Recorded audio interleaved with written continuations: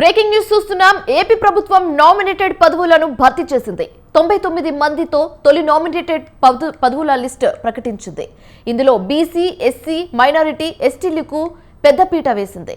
వక్ఫ్ board chairman గా Abdul హజీజ్, SAAP chairman గా రవి నాయుడును నియమించింది. అలాగే గృహ నిర్మాణ బోర్డు చైర్మన్ గా తాతయ్య నాయుడు, ట్రైకార్ చైర్మన్ గా శ్రీనివాసులను ఎంపిక చేశారు.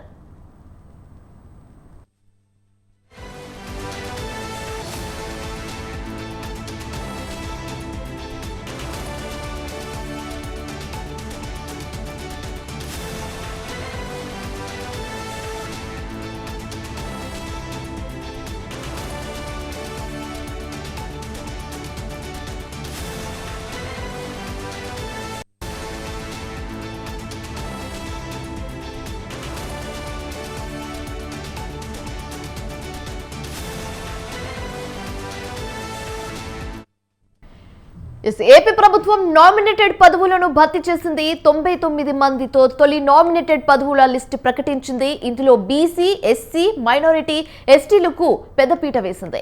అయితే వక్ఫ్ బోర్డు చైర్మన్ గా అబ్దుల్ హజీజ్, శాప్ చైర్మన్ గా రవి నాయుడును నియమించింది. అలాగే గృహ నిర్మాణ బోర్డు చైర్మన్ గా తాతయ్య నాయుడు, ట్రైకార్ చైర్మన్ గా శ్రీనివాసులను ఎంపిక చేశారు.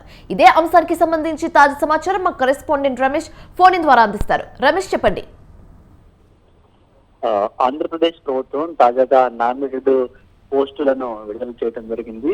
కూటమి ప్రభుత్వం అధికారంలోకి వచ్చిన దాదాపు 3 నెలల తర్వాత నామినేటెడ్ పోస్టులకు భర్తీకి సంబంధించిన అంశం పైన ఈ రోజు నామినేటెడ్ పోస్టులను కూడా ప్రకటించడం జరిగింది. 20 కార్పొరేషన్లకు చైర్మన్లను ప్రకటించడంతో పాటు ఆయా కార్పొరేషన్లకు సభ్యులను కూడా నియమించింది. అందులో పెద్ద ఎత్తున ఎస్సీ, ఎస్టీ, బీసీ, మైనార్టీ సామాజిక వర్గాలకు ప్రాధాన్యం ఇచ్చింది. అంతేకాకుండా మొదటి నుంచి పార్టీ కోసం ఎవరైతే కష్టపడి పనిచేస్తారో వారందరినీ కూడా ఇటు తెలుగుదేశం పార్టీతో పాటు జనసేన, భారతీయ జనతా పార్టీలో కూడా గుర్తించాయి. వారికి నామినేటెడ్ పోస్టుల్లో వారికి ప్రాధాన్యం ఇచ్చినటువంటి పరిస్థితి. మొత్తం 20 కార్పొరేషన్ చైర్మన్స్ లో అటు తెలుగుదేశం పార్టీతో పాటు జనసేన పార్టీ నేతలకు, భారతీయ జనతా పార్టీ నేతలకు కూడా అవకాశం కల్పించడం జరిగింది. గత ఎన్నికల్లో టికెట్ ఆశించి భంగపడినటువంటి తెలుగుదేశం పార్టీ నేతలకు కూడా నామినేటెడ్ పోస్టుల్లో ప్రాధాన్యం ఇవ్వడం జరిగింది. గత ఎన్నికల్లో మచిలీపట్నం ఎంపీ టికెట్ ఆశించారు. అయితే కొనకళ్ళ నారాయణకు ఆ టికెట్ మాత్రం తెలుగుదేశం పార్టీ కేటాయించలేదు. పొత్తులో భాగంగా దాన్ని జనసేనకు కేటాయించాల్సి వచ్చింది. ఇప్పుడు నామినేటెడ్ పోస్టుల్లో భాగంగా